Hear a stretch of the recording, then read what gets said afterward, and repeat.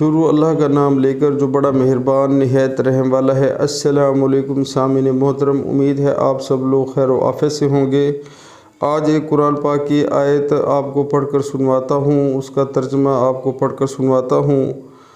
ہرگز نہیں، بے شک نیک آدمیوں کا نام اعمال بلند پایہ لوگوں کے دفتر میں ہے، اور تمہیں کیا خبر کہ کیا ہے وہ بلند پایہ لوگوں کا دفتر؟ ایک لکھی ہوئی کتاب ہے جس کی نگہداشت مقرب فرشتے کرتے ہیں۔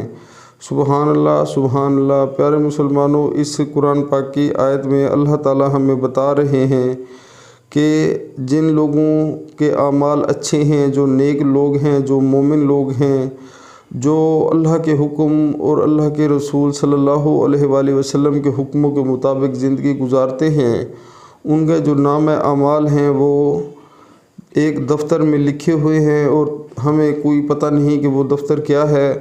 اس دفتر میں ان لوگوں کے بلند جو ہے پایہ لوگوں کے دفتر میں یعنی کہ ایک دفتر ہے جس میں ثواب لکھے جاتے ہیں۔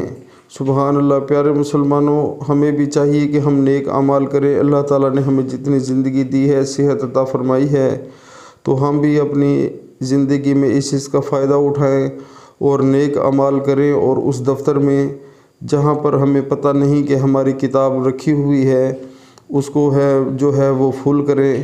لیکن افسوس سے کہنا پڑتا ہے کہ ہم صرف چاہتے ہیں کہ ہماری دنیاوی زندگی میں جو ہماری تجوریاں ہیں وہ فل ہو جائیں، اور ہماری جو ہے رقم ڈبل ہو جائے، اور جو ہے ہم امیر ترین ہو جائیں۔ ہمارا یعنی کہ بس دنیاوی خیالات ہیں کہ بس ہم دنیا میں تمام آسائشیں جو ہیں وہ حاصل کر لیں۔ تو دوستو، دنیا کی زندگی عارضی ہے، آخرت کی زندگی ہمیشہ رہنے والی ہے۔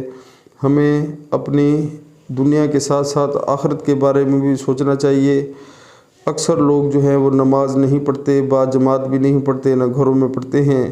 مردوں کو چاہیے کہ جہاں پر بھی ہیں، چاہے وہ جابز پر ہے، یا کسی کی مرد کی اگر شاپ ہے، یا کسی کی جو ہے ریڑھی لگاتا ہے، یا کوئی بھی کام ہے، ہوٹل ہے، تو اس ٹائم جب اذان ہو تو دنیا کے سارے کام چھوڑ کر ہمیں اللہ کے حضور جھک جانا چاہیے، مسجد میں جانا چاہیے، نماز پڑھنی چاہیے باوضو ہو کر۔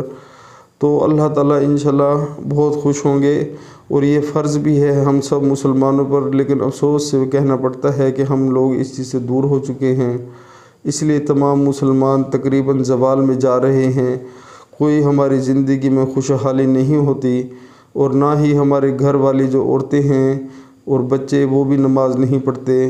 تو یہ بہت بڑا ہم اپنا نقصان کرتے ہیں، اور قیامت والے دن اس چیز کا ہم سے پوچھا جائے گا۔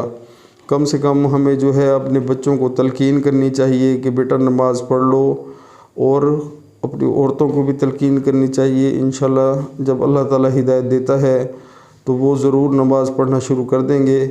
لیکن دیکھا دیکھی جو ہے وہ بہت ہی ہمارے حالات خراب ہیں۔ ہم 95% مسلمان مرد عورتیں نماز سے دور ہو چکے ہیں، اور جو ہماری کتاب ہے نام اعمال والی، جو کہ ایک دفتر میں رکھی ہوئی ہے، وہ روز بروز خالی ہوتی جا رہی ہے، اور شیطان جو ہے وہ جیت رہا ہے۔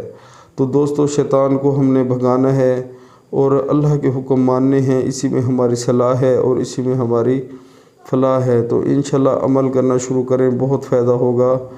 السلام علیکم۔